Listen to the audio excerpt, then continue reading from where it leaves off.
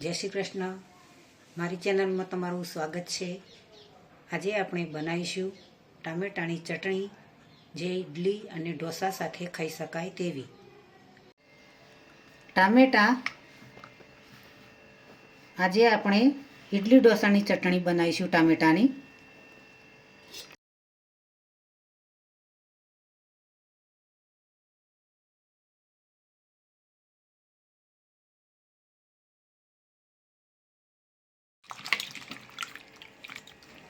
આ રીતે ધોઈને પાણી નીચોઈને કાઢી લઈશું.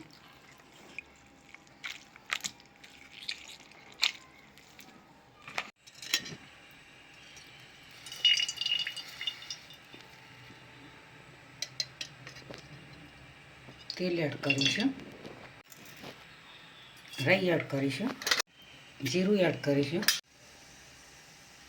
લીલું લસણ કળીઓ છે તે એડ કરીશું,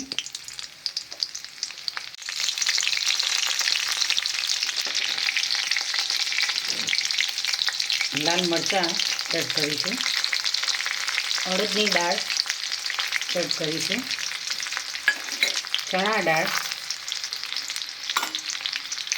મેથી દાણા,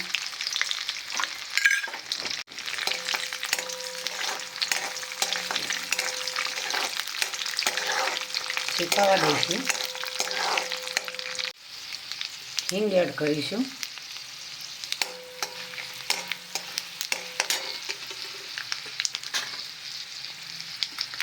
વઘાર થઈ ગયો છે. સ્વાદ અનુસાર મીઠું એડ કરીશું,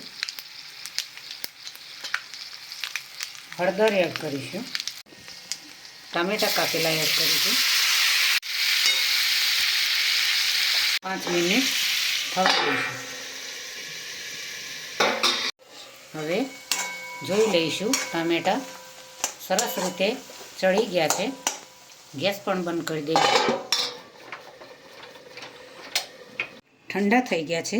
ટામેટાનું મિશ્રણ ઠંડુ થઈ ગયું છે. હવે તેને મિક્સર જારની અંદર ક્રશ કરી દઈશું.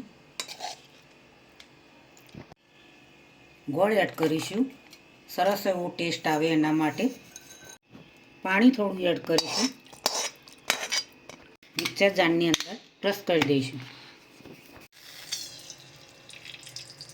તેલ એડ કરીશું, રાઈ એડ કરીશું, જીરું એડ કરીશું, મીઠા લીમડાના પાન એડ કરીશું, લાલ મરચું 1 ચમચી એડ કરીશું, ટામેટાનું મિશ્રણ એડ કરીશું,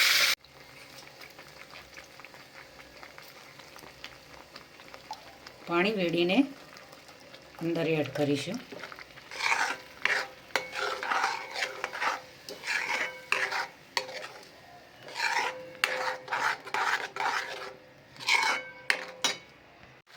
ધાણા જીરું પાવડર,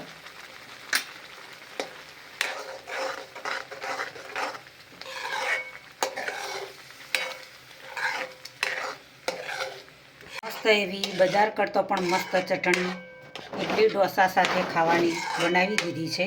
તૈયાર થઈ ગઈ છે. ગેસ પણ બંધ કરી દીધો છે. વિનેગર એડ કરીશું, તો તમારે લાંબા સમય સુધી ખાવી હોય તો પણ ખાઈ શકાય, બગડે નહીં.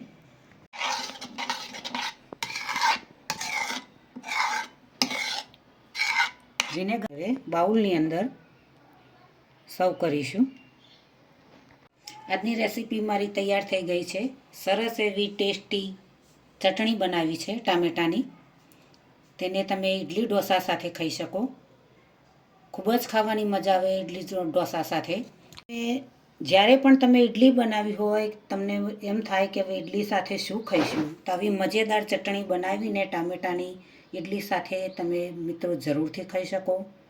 ઢોસા બનાવ્યા તો પણ તમારે આ રીતે ટામેટાની ચટણી બનાવીને તમે ઢોસા સાથે પણ ખાઈ શકો.